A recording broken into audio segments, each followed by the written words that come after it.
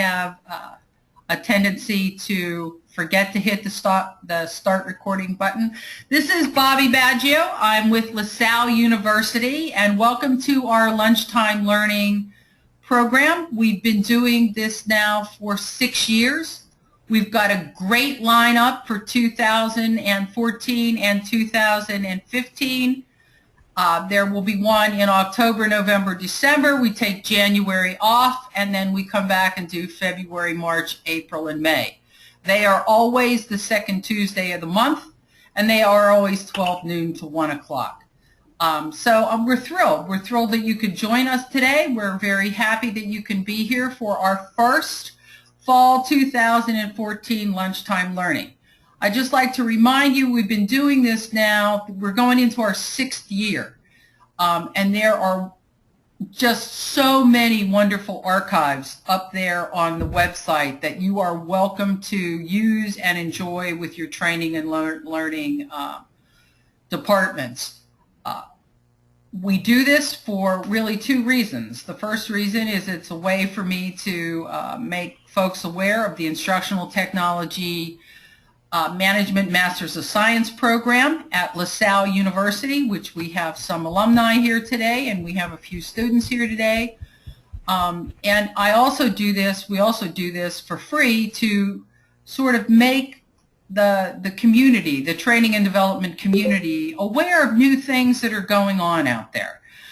So that being said, I'm going to start my introduction, and we can get on with our program for today.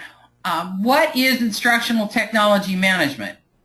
Instructional technology management is all about teaching and learning, training and learning with some sort of technology, with technology as a device. We are seeing people more and more and more in more walks of life get an understanding that this is the way the future is going. So we've seen a big shift in this in the corporate world, and we've seen a big shift in it in higher education and even K-12. LaSalle University is a private school. It is 150 years old. It is a very traditional school. It's been around for a long time, and it's a Catholic school. One of the things that's very, very LaSallian is that education should be useful and it should be of service. You know, that goes back 300 and some odd years to St. LaSalle. So the idea that it should not just be an academic exercise, but it should be useful is very, very important. Our program is geared towards working adults. What we require, if you're interested in the program, is go online, complete an application. We need official transcripts from an accredited undergraduate school that says, yes, you did earn a bachelor's degree, 2 letters of recommendation, and a resume. There are no GRE or GMAT requirements for this program. And how we get around that is we substantiate that you've been in the workforce. Typical profile of our learners are mid-30s to 60-plus years old, lots of wonderful experience in training. Sometimes people come from ID, sometimes people come from IT, sometimes people come from the education or HR world. Here's a quick look at the curriculum. It's a 2-year full degree, 36-hour master's degree. You can get a certificate, which is half of that, which is an 18-hour degree, and all of that, if you decide to go on, transfers to the master's degree. So if you're interested in any of that, you can always email me at baggio@lasalle.edu, or go on the website. Hello, Deanne. It's nice to see some familiar faces here. That's awesome. Many. This is just a very small sampling of the industries that are moving more and more to online learning. Why are businesses doing this? It's a simple question. it makes a lot of sense. I mean, at first it was just maybe budget issues, and people said, oh, the travel budgets are gone. But now it's a lot more than that. We've been at this for about 15 years now, and there are a lot of things we can do better with technology. Not only differently, but we can do better. We can help people in different ways. Just-in-time learning, interactive job aids, what I call augmented autonomy, augmented reality kind of things. So there's lots of things out there. All of the big industries are moving in this direction. These are just a few of our professors and our faculty. You will find careers, if you're interested in careers in this, if you're a career changer or you're interested in knowing more about the field, go to ATD, which used to be ASTD, and just look at some of the job listings out there. You will find this in a lot of different titles. Take into account learning with technologies. And that's where we are. That's who I am. I thank everybody for coming this morning, and I'd like to get on with the program. Let me introduce you to Christina Haxton, who was down at ASTD, I believe, Nationals, and has a practice in sustainable leadership. The concept of sustainable leadership absolutely wonderfully intrigues me to begin with. There's a lot of talk about leadership these days in organizations. The program we're going to see today is Motivating Human Beings 3.0, which I love that title too. We're going to hear a little bit about the lizard brain, and we're going to hear why perhaps performance reviews and annual reviews are something that we ought to kiss goodbye. And I'm just thrilled to bring this topic to you, and anxious to give Christina the microphone here. So I am going to make her the presenter. Give it a second so that we can switch to her desktop, and let's go. Well, thank you, Bobby, very much. I want to thank you very, very much for inviting me to present to your audience today, and want to make sure that you can see that. Are we good? Can you see the title slide? I can. Folks, let us know in the chat if you can see that title slide. Okay, so welcome. The Art and Science of Performance Management, what you need to know about Motivating Human Being 3.0. Want to welcome you to wherever you are, from wherever you are. I'm actually in Frederick, Colorado, and people may say, where the heck is Frederick? It's about halfway between Denver and Fort Collins, and it's a beautiful, gorgeous blue and orange day for those of you Bronco fans, and if you're not, I'm terribly sorry.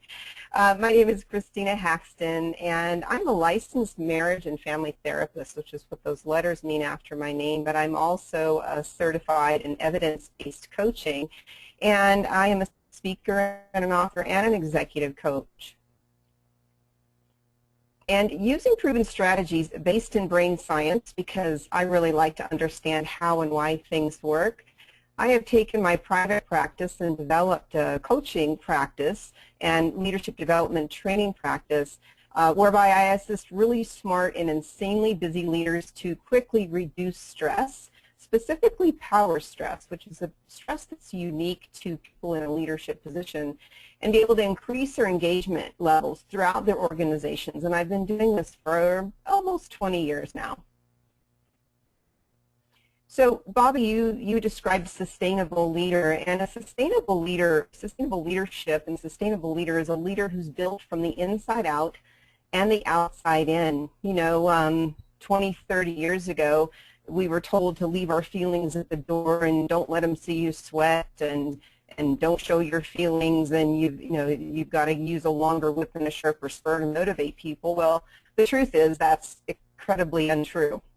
And so based in brain science and based in practices based in brain science, I work with people who really do get that that is entirely not how to motivate people and how to show people basically how you can inspire and motivate not only yourself but other people that work with you and for you and around you, using some very practical strategies that are actually pretty fun. And you will learn several of those strategies today. So I help people be built to last from the inside out. To coin a term, I think it's from Ford, and unfortunately I drive a Dodge, so I feel a little bit of a hypocrite. But these are some of the companies that have been impacted by the people that I have worked with and the companies I've worked with over the years. To help them be more effective, productive, creative, connected, and satisfied. And if you would type a yes or no in the chat box if you would like to have these feelings and experiences where you work. So yes or no in the chat. If I see any no's, I'll be incredibly disappointed. Or a yes, but that's not possible. It absolutely is. So thank you. Please do use that chat box to interact. I will be keeping an eye on it, as will Bobby. And this is a very interactive program. And somebody whose name I can't pronounce well, so I won't trash it, said if you do anything well, it becomes enjoyable. And to keep enjoying something, you need to increase its complexity. And I know that we're in a room full of learners and people who thrive on knowledge, and I think that you would probably agree with that. So in the box, how many frogs do you see, not in the box, on the screen, how many frogs do you see on the log? Type your answer in your box. How many frogs do you see sitting on the log? 2, 2, 2. Okay. So we can all agree there's 2 frogs sitting on a log. So if these 2 frogs are sitting on a log in the middle of a pond and one of them decides to jump off, how many frogs are left? Type your answer in the box. 2 frogs sitting on a log, one decides to jump off, how many are left? Okay, Bill's got a sense of humor. He said 0. 1, 1, 1, 1. Okay, folks. To all of those who said 2, I want you to take your right hand, reach over to your left shoulder, and pat yourself on the back, because the fact is there are still 2 frogs on the log. One of them decides to jump off. He didn't do it. So I don't want you to be a frog on a log today. I want you to take one small thing away, something that intrigued you about the content or the title of this workshop, and I want you to take it away and I want you to use it, because understanding by itself is overrated. Overrated. Awareness is overrated. You actually have to do something to change something. All right, so what is your goal for the workshop today? Please type it in the box. I told you your fingers might get tired. What is your goal? What is your one thing that you expect to get from this workshop today? And that will really help me tailor. In the time we have left, I always try to stuff about 10 pounds of stuff in a 5-pound bag, as my husband says. So I don't want to do that. I really want to tailor this to your specific needs. So what is your goal for the workshop today? What's one thing you hope to take away or learn? Refresh leadership tool set, better interaction with colleagues.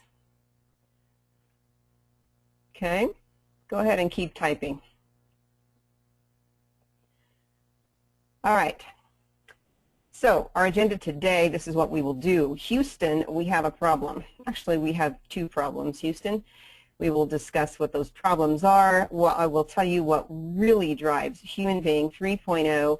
I'm going to give you a little bit of Brain Science 101, enough information to be slightly dangerous, what you need to know about your brain and to manage some of the expectations we have about how our brain works and how it doesn't when it comes to communicating. So those of you with communications to goals, you will absolutely take something away.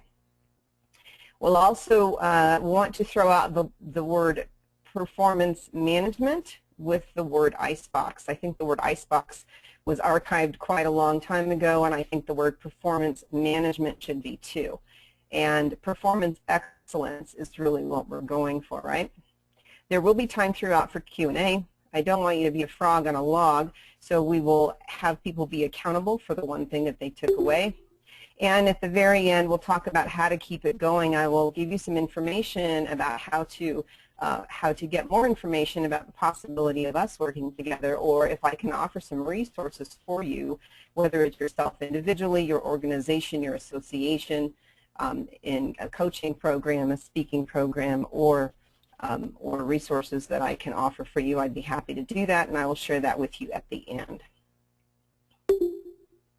So let's get started. So in the question, in the box, tell me from your perspective, what has changed about the way we work compared to 20, 30, 40 years ago? What is different about the way we work? Co-location, okay. So remote workers, right? More virtual, yes. What is different about the way we work? Internet, more detached, less structured. Values. Ashley says values, absolutely. Information overload, right? Very fast-paced, global, do more with less people. Greater exposure of social media, absolutely. All eyes are on information, excellent. So what's changed about the way we work is we're no longer working in factories. We are no longer on assembly lines so much, right? So that's very true. We have the internet, we have information, we have a fast-paced global marketplace, extraordinary demands. We have to be more agile, do more with less, and better, higher quality, because all eyes are on us. Very true.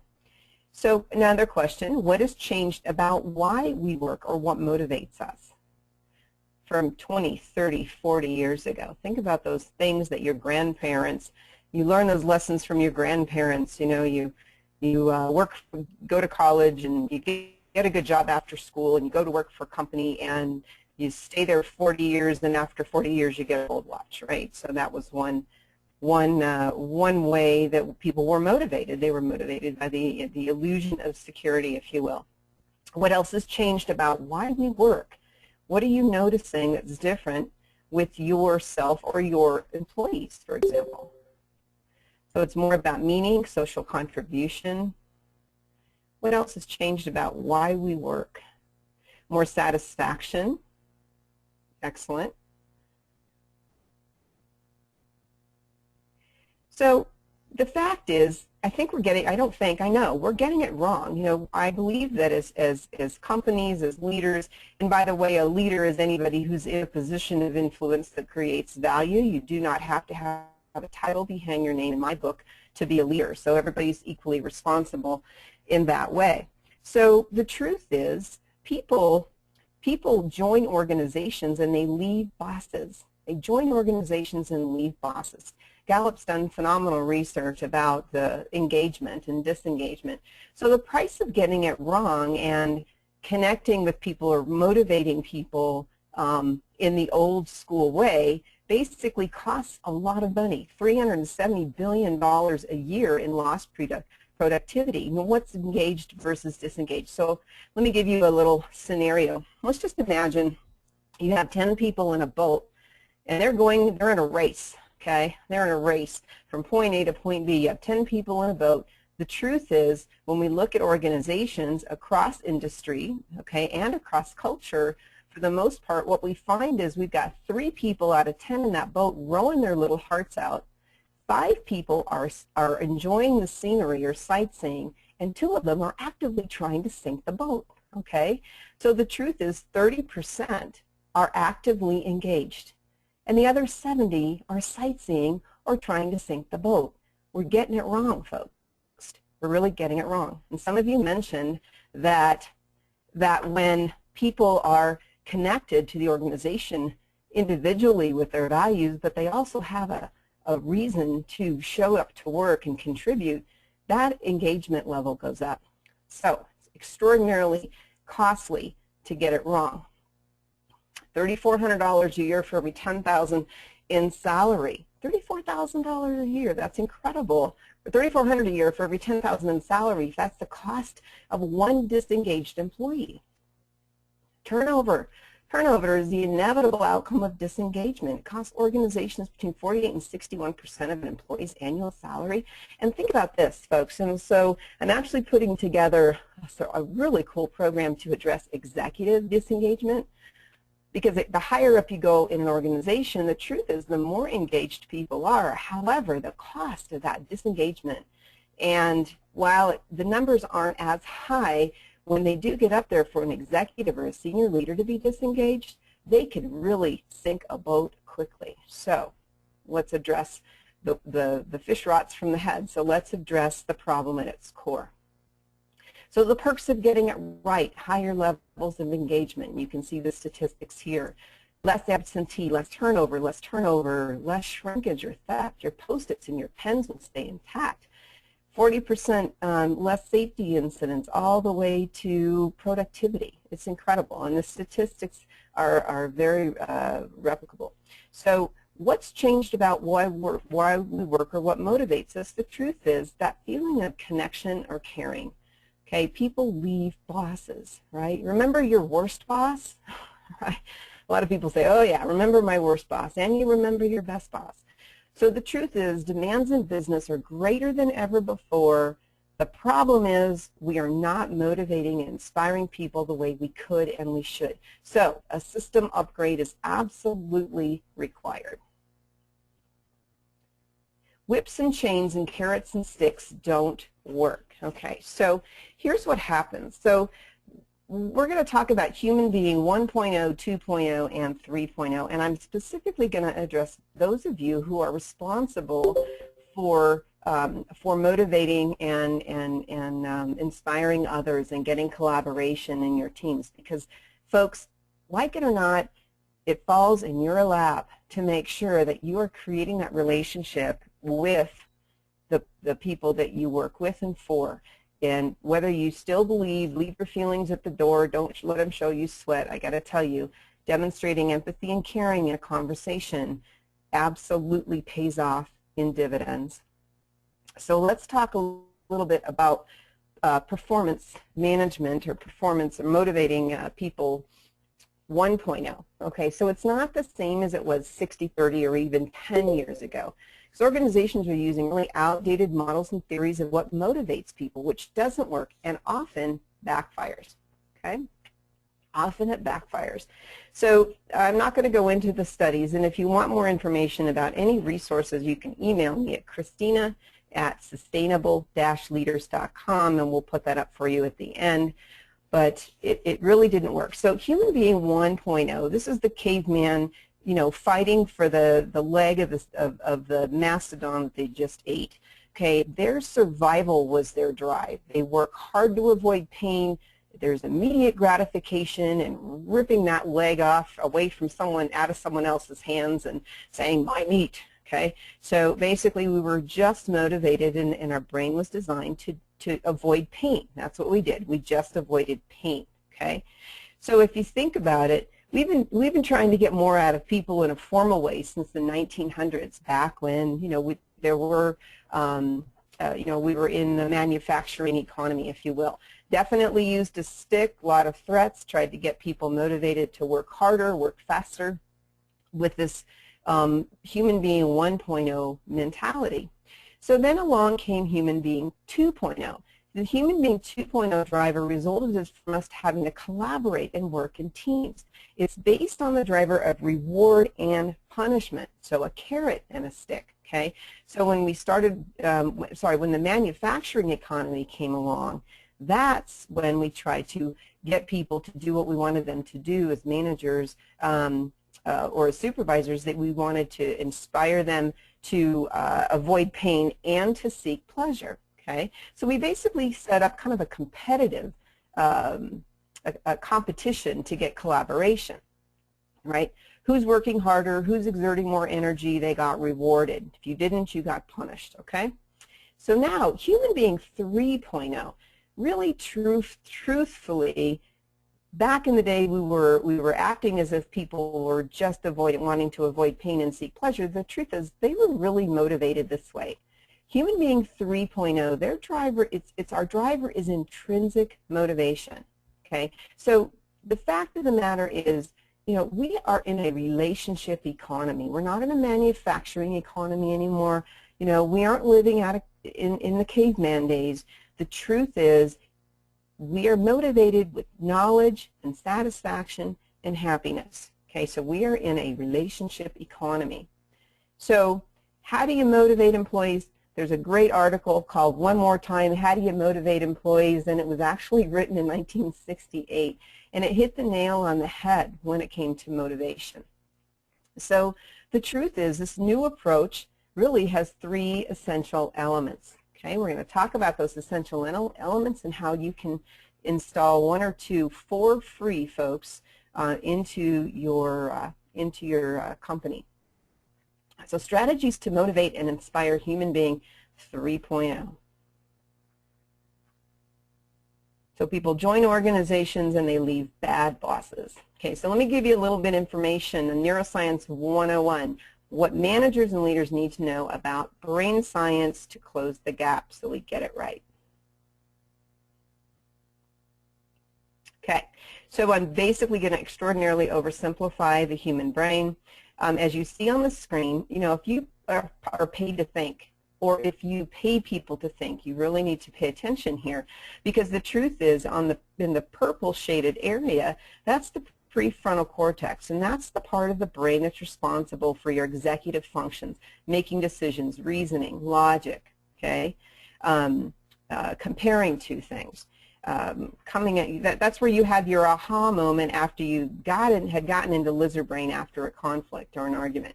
So that's the prefrontal cortex, and that's the part where we pay people to show up and solve problems. So the very small little orange, it looks like a little flame there, it's called the amygdala. And the amygdala is part of the brain. The brain actually evolved from the inside out. So from that amygdala and that brain stem out to the prefrontal cortex, folks, the amygdala is in charge of lizard brain. I'll call it lizard brain. It's really called reptilian brain, but the fact is lizard brain's just easier for me to remember, and it's in charge of fight, flight, or freeze. Okay, so when we're under stress, what happens is, for example, you ever been in an argument with somebody, okay, and about 20 minutes later, you're like, damn, I wish I would have said that, right?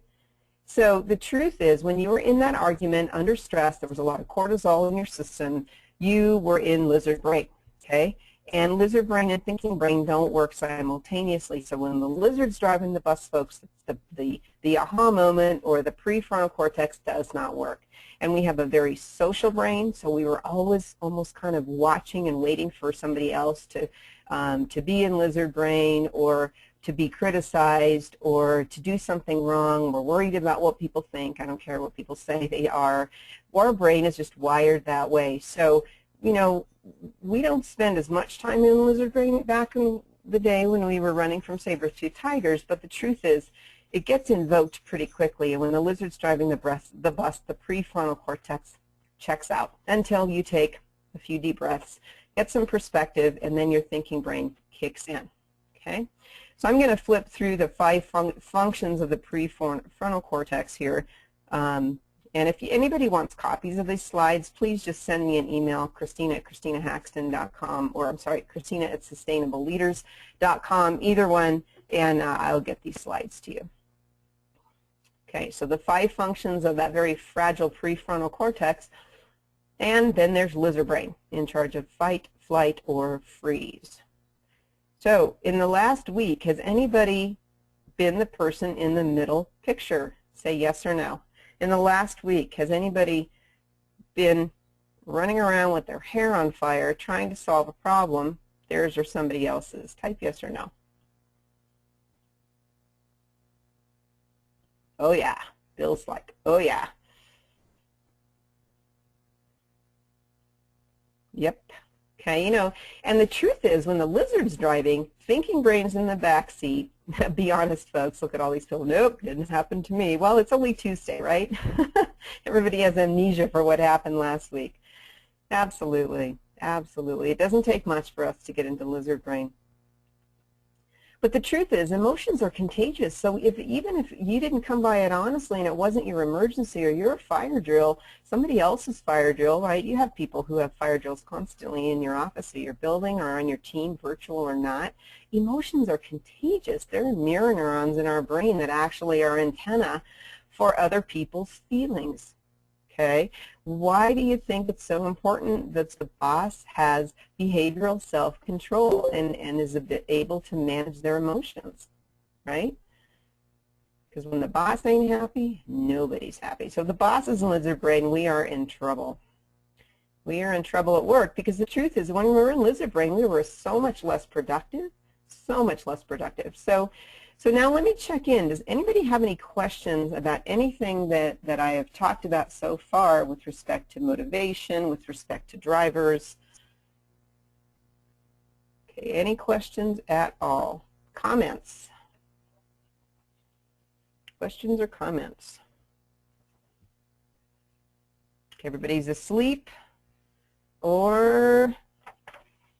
Hopefully I've been thorough. I don't think I've told anybody anything they don't already know at some level, right? Okay, so now you're ready for the how-to. Now you're ready for the how-to. Get out of lizard brain into thinking brain for yourself and for the people around you so that you can be more effective, productive, creative, connected, and satisfied. And oh, by the way, it works for other people because if emotions are contagious and if you feel this way, the odds are other people can benefit from that too. So instead of performance management, let's talk about inspiring performance excellence. And here are some ideas. So there are 3 areas of opportunity to inspire performance excellence. There's everyday conversations. There's the formal or annual review, which, oh my gosh, don't get me on my soapbox about that, but you will hear a little bit, and the work environment. So in some of these areas, you may have more control or less control, depending on how much power you have in your organization. But regardless, you can make a difference, and it won't cost you anything. So here's what I believe. It's in relationship that we learn and grow, and it's in conversation we create reality. And I actually learned that being a marriage and family therapist, specifically working with professionals and business owners and business partnerships way back in the day. But the truth is, it is in relationship, right? If you can remember your best boss, you can easily remember your worst boss. They leave a mark, positive and negative. And the truth is, we spend more time at work than we do at home. We spend more time at work than we do at home. So practice makes perfect. So I'm going to be throwing out these Christina-isms, as one of my clients call them, so that we can really leverage the way that we work and the way that we communicate. So in everyday conversations, number 1, emotions, the 3 things to remember: emotions are contagious. I want you to watch your language, and I want you to show you care, okay? And we talked about stress being contagious, right, as if you needed a strong why. So let's just watch your language, okay? So it's in language that we create a reality. It's the language and the conversation we have going on inside our head. And raise your hand, yes or no, if you have a whole conversation going on inside your head often, right? Yes or no? You ever notice the chatter, the monkey mind regularly? Yes. Okay. So let me tell you something. So whether the conversation is inside your head or outside your head, there are universal lizard brain words. There are words that whether we use them to ourselves in our self-talk or we use them in our conversations with others, we absolutely need to avoid. Now here are 5. Okay, I'm going to really talk about 1. 1 is why, the word why. Eliminate the word why from your language.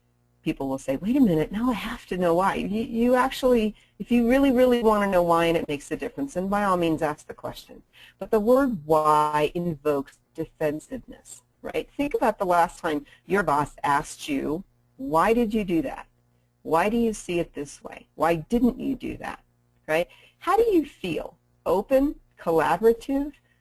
Or how do you feel when someone asks you why? And by the way, when they say why, odds are their eyebrows are down, and they may be slightly holding their breath. Okay? And there's reasons why this actually invokes a little bit of lizard brain. Okay? So everybody's replying in the chat box, defensive, defensive. Even if the reason matters, immediately, right? Fight, flight, or freeze. That's the most powerful part of the brain compared to the thinking brain. Okay? So eliminate the word why. If you're working with somebody and they provide you with a finished product, or you're trying to understand why they did something, instead of saying why, I'd like you to insert the word what or how. Okay, so here's the caveat. You can't say, what were you thinking, and expect to get a not defensive response, okay? So here's what I want you to do instead of why. When you want to ask why, instead of that, I want you to take a deep breath. Everybody do it with me right now. Take a deep breath, ready in your nose, out your mouth. Okay, why is that a good idea? Oh, just use why. Because that actually, oxygenating your prefrontal cortex, breathing is a great idea for lots of reasons. One, it gets you out of lizard brain. It interrupts the lizard brain pattern. So instead of why, step one, take a deep breath. Number two, raise your eyebrows. Probably, for those of you who are just multitasking and all of a sudden they heard me say eyebrows, what is she talking about eyebrows for? What I will tell you is this. If you want to know why, then you need to contact me later and I will explain how I learned this. But if you take a deep breath and raise both eyebrows rather than furrow your eyebrows, what happens is your open up eyebrows gets a different response than down eyebrows. So those of you who are brave enough and have the guts enough to do this right now, I want you to furrow your eyebrows really hard. Hold your breath. Okay, now take a deep breath. Raise your eyebrows. What do you notice? Type in the chat box, what do you notice by taking a deep breath and raising your eyebrows? Other than people are looking at you funny. Open, lighter. Okay. What else? Interested. Open to possibility. Calmer. Absolutely. Because it will require you taking a deep breath, raising your eyebrows, to be able to ask the question, right? How did you see this? How did you see this happening? What solutions have you already tried? What do you think you'd like to try next? So using what or how and asking a question based of curiosity will also, because emotions are contagious, help the person you're speaking with also feel more open.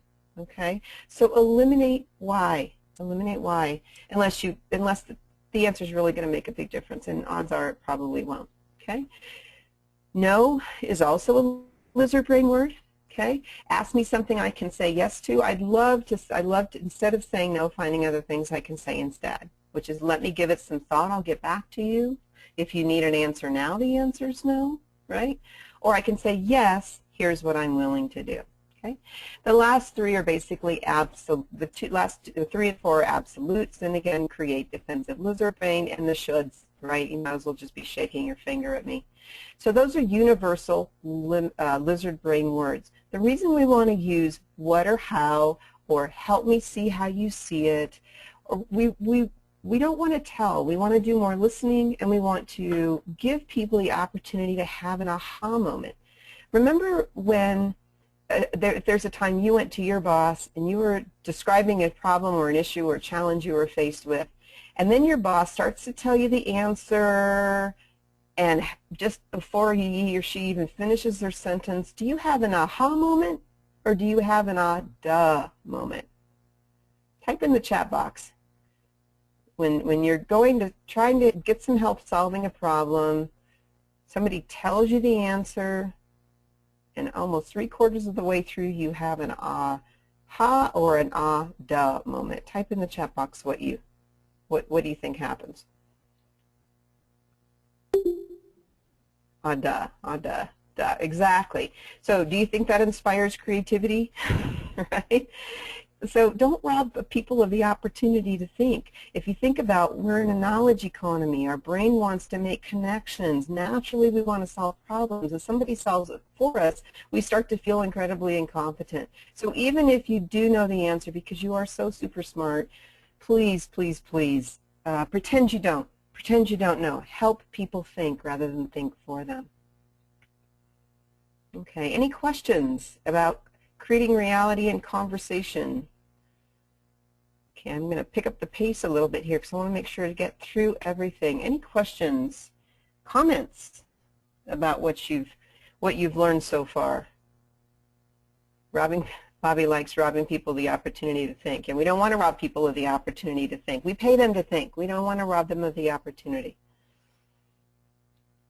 Okay, here we go. I'm going to be on the soapbox real quick about the annual review. I hate annual reviews. In 10 years prior to being in private practice and as a coach, I actually was an employee. And by the way, I probably don't make a very good employee.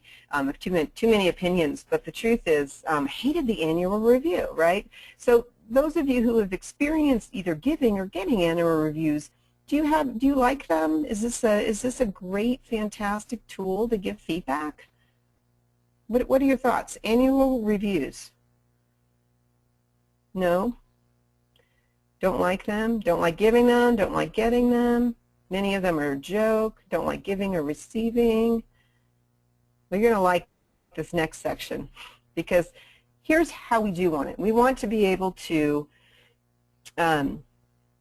we definitely want to be able to, first of all, feedback's a 4-letter word. Okay, folks, I don't care how you spell it. Feedback is a 4-letter word. If my boss said to me at 4 o'clock Friday afternoon, Christina, I want to see you in my office on Monday at 8, I am stressed out the whole weekend because I'm assuming the worst, right? I'm going to give you some feedback, right? Oh, geez, please, don't put me through that torture. Just tell me, okay? So in a review, which, oh, by the way, with the companies I work with, we do them at least quarterly. It's like changing your oil, okay? So we do them quarterly. And we actually use a process Marshall Goldsmith talks about quite a bit called feed forward rather than feedback, coming from the field of positive psychology and solution-focused counseling. We really want to help people think in more of what they can do in the positives to build resilience. So we really want to, during any kind of a review or meeting, first of all, make them more often than annual reviews because, like many of you said, they are a waste of time. Okay, they are a waste of time, and we have a short feedback loop. The brain is a very short feedback loop. We really do want to know more immediately if we are making a difference to the positive or to the negative. And we need to know more quickly so that we can remember and practice and connect cause and effect. Okay, an annual review doesn't help us with cause and effect, and that's how those grooves are made in our brain. When we're born, our brains are smooth. As we get through experience and learn, we create brain grooves, and we want really groovy brains. So experience, adjusting course based on information really is what we need to do a fabulous job.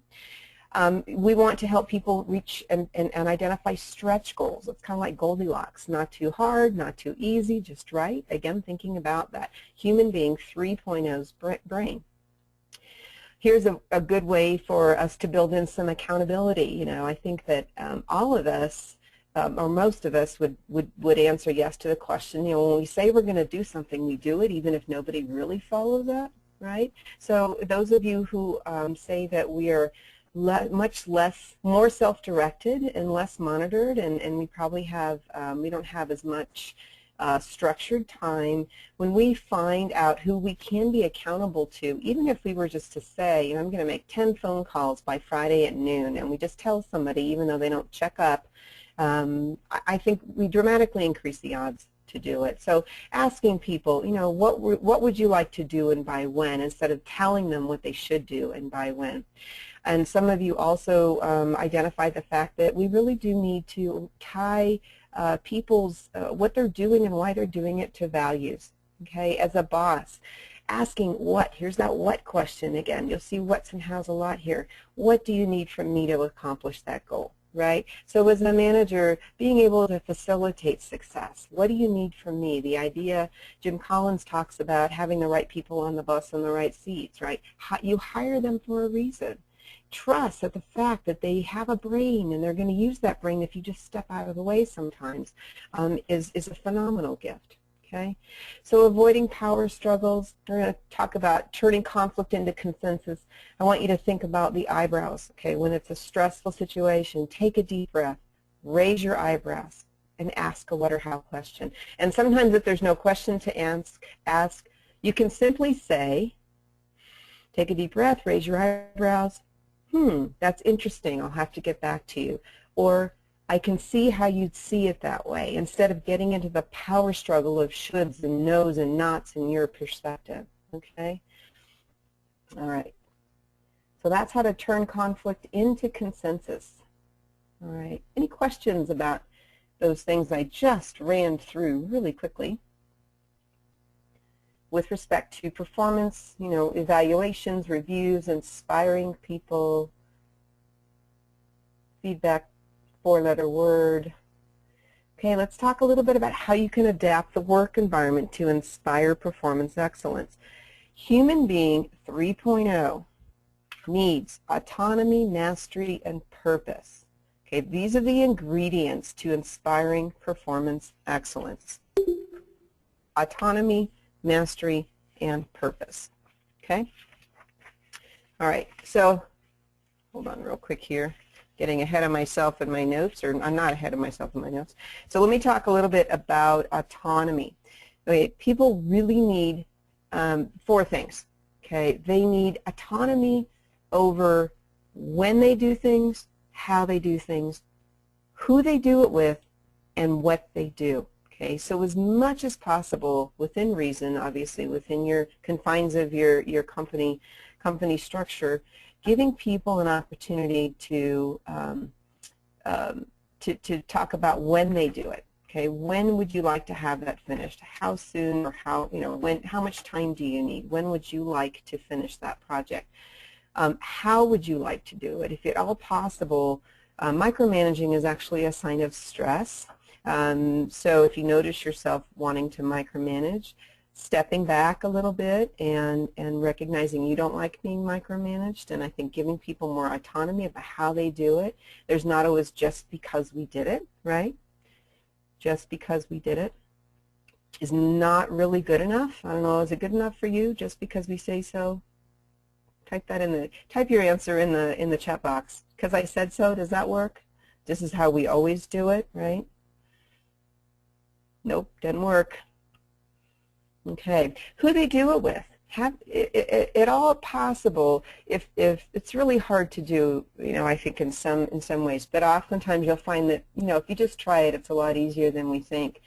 You know, if it's appropriate to involve people in hiring decisions, or who they would like to be on their team, allowing people to work on open source projects where they assemble their own teams. Yeah, Bobby says didn't even work with their kids. Yeah, mine either. So, all right, and then the fourth aspect of autonomy, what they do. You know, if you allow people to have creative days where they can work on any problem they wish or program they wish, I think Google did this quite a bit. I don't know if they scaled back on that or not. You know, many new initiatives are generated during a creative free time. So again, four aspects of autonomy: when people do things, how they do the task, who they do it with, and what they do. Okay. Whoops, there was that autonomy slide. Okay, here we go. All right, adapting the work environment. Okay, so mastery is the next aspect of human being brain 3.0. Provide Goldilocks tasks. You know, those are the tasks that are not overly difficult, not overly simple. It allows people to extend themselves, develop their skills, and learn. Okay, so if you provide tasks that are short of their capability, they feel bored. And if you provide tasks that are exceed, is anxiety. And anxiety is lizard brain. Lizard brain and thinking brain don't work well together. Too much lizard brain, too much anxiety, too much stress. Thinking brain shuts down. Okay, so when you create an environment where mastery is possible, fostering an environment of learning and development, You have to provide those 4 essentials: autonomy, clear goals, immediate feedback, and Goldilocks tasks. Okay, let's talk about purpose. I was fortunate enough to be able to go on a retreat to Kauai with a company that I do work for. Yeah, that was not a hard decision. You know, what are you doing in 3 weeks? Would you like to go to Kauai? Sure. And that was a phenomenal. I mean, the co-founders of this tech company actually here in Colorado were smart enough to recognize the fact that they were going through a growth period, and they had just hired 4 new engineers. They were going to hire 4 to 6 more for a very complicated project that was extraordinarily lucrative, that was really cutting edge. And they knew that in order to be able to keep people connected and engaged through this really tough project because of the nature of the industry, they really wanted to identify and help people, everybody on the team, identify with the purpose of the organization. So that's what we did for this retreat, and then we continue to do the work for the next 12 months. But we wanted to identify and communicate the purpose. Okay, the purpose is not mission, vision, and values. The purpose, they're values-driven answer to the question, what difference do we make and for whom? So communicate the purpose and live the purpose. Don't let it just be on the wall in a frame in the lobby. Okay, that's a joke. That is not purpose. That's a joke. Or don't let anybody else come up. Don't hire a consultant to come up with that. That does not work either. Okay, so identify and communicate that purpose in everyday operations as well as to your clients or customers. That everybody should know, what difference do we make and for whom, and what difference do I make and for whom. Okay, so purpose maximization equals profit maximization. Okay, so we talked about purpose, helping people have, people have a natural desire to contribute to a cause greater and more enduring than themselves. Okay, so tell me, what questions might you have about autonomy, mastery, and purpose in the work environment? What questions might you have? You might have questions about, well, how do we do this in my organization? And certainly I can tell you how we might be able to share some resources that I can do that for you.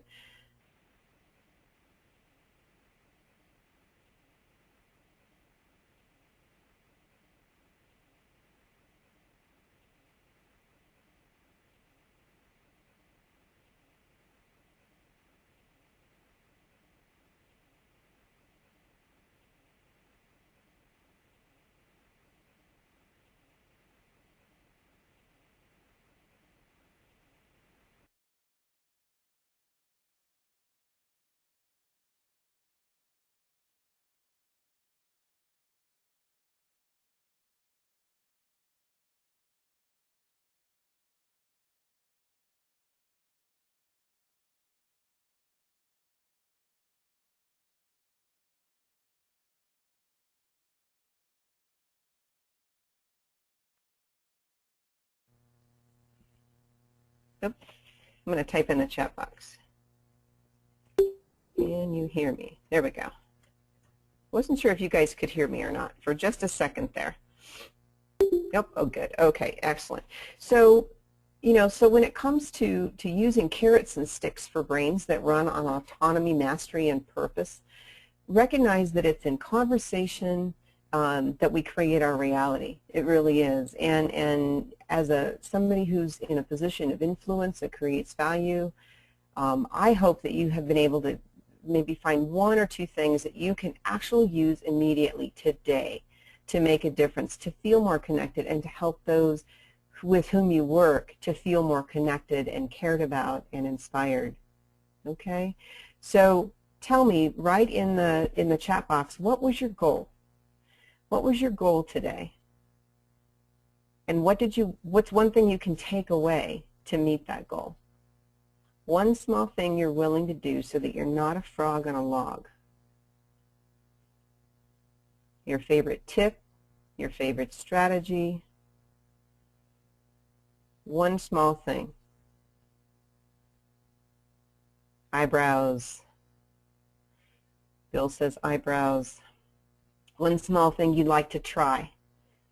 better interaction, words that motivate, recognizing lizard brain. What's one small thing you're willing to do when you recognize lizard brain in yourself or somebody else?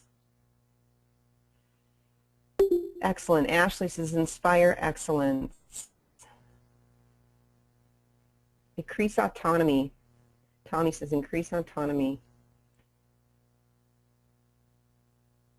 And the other thing I'd like you to think about is you've picked one small thing. Who would you be willing to share that with? Who would you be willing to share that with to be accountable? The best way to learn something is to teach it. That's just a little hint. Take a deep breath. Raise eyebrows. My boss. I would love Bill to be a fly on the wall when you have that conversation. You'll have to let me know how that goes. Excellent.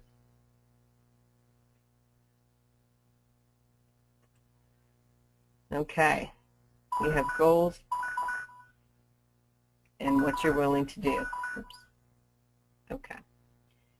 So if you are ready to take action now, and if you are on this call and you are in a position that you'd like to take action, whether it's for yourself or your company, your association, your organization, I'd be more than happy to explore solutions and resources for you to help to find solutions to those retention challenges, whether it's with your team or with your company. So if you would like to schedule a complimentary leadership strategy session, it's complimentary, it's confidential, it's about 30 to 45 minutes of just my time, my attention, so that I could help you implement any of these strategies or offer additional strategies so that you can inspire performance excellence in yourself or others. Be more than happy to do that. The address on your screen is sustainable-leaders.com/LSS, Leadership Strategy Session. That will take you to my online calendar. I checked before the webinar. I had 20 spots. I have 16. I don't know how many I have left, and it's only for the next 2 weeks. So if you are interested and ready to take action, let's talk. Be more than happy to share any resources I have, whether I can personally help you or I know of resources that could possibly help you even better. Be more than happy to share those with you. No fee, no obligation. So if you have any questions, comments, topic suggestions, if you'd like to be invited to future webinars or to private groups, I'd be more than happy to put you on the list so that you can get information about upcoming sessions. Christina at sustainable-leaders.com, and there is my phone number for you. So if you have a desire for the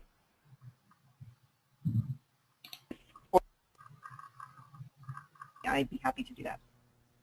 I would be happy to give those to you.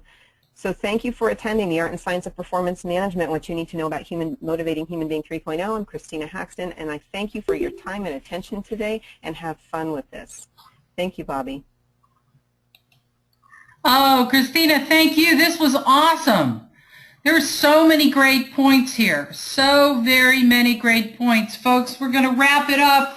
We have 2 more minutes here. I tried to unleash the muting so we could have some conversation, but we've got a lot of different things, 18 people, a lot of different things still going on in the background. So type it in the chat, folks. I'd just like to thank you for coming.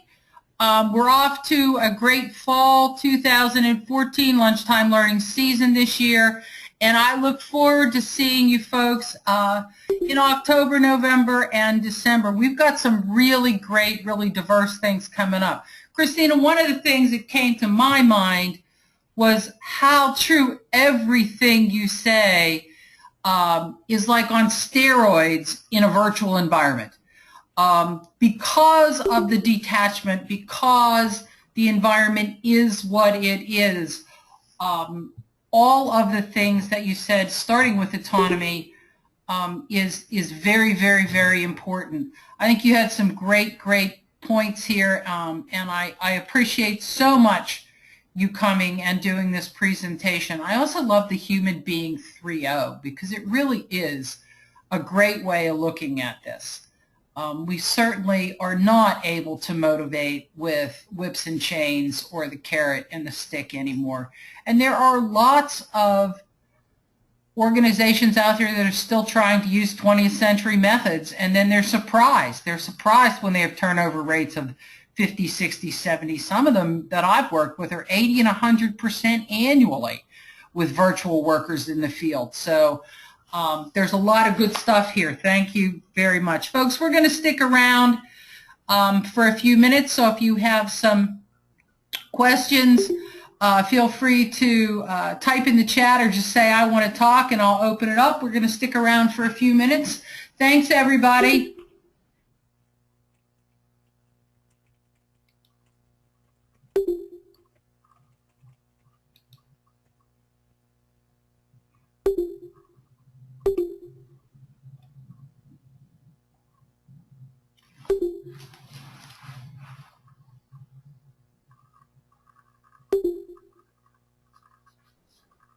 Hey, Bobby, this is Christina. I just want to thank you very, very much for having me on today, and I really hope that people found some fun things that they can try and use right away. Yeah, great, great. Yes, thank you very much for coming. And you and I will have to sit down and have a lunch sometime when we run into each other at an event. We could talk for hours. We could sounds like it'd be fun. Thank you so much. I appreciate it. Talk for a long time. Yeah, no, this was great. This was really, really good. Excellent. Excellent. Well, thank you. It was my pleasure for sure. All right. Well, folks, there's only 6 of you left here. So does anybody have any questions for us? If not, we're going to close it down, and I'm going to go try to get some real lunch here, actually. So we're 3 of the people, so we're going to say goodbye. Christina, I'll be talking to you soon. Ed, thanks for everything. Thanks for all your help. Ed is our graduate assistant who is helping out with coordinating all these things for lunchtime learning, which is a fair task. So thanks, folks. See you again soon. Bye. Thank you, Ed, very much. Thank you, Ed and Bobby. Bye-bye. Bye-bye.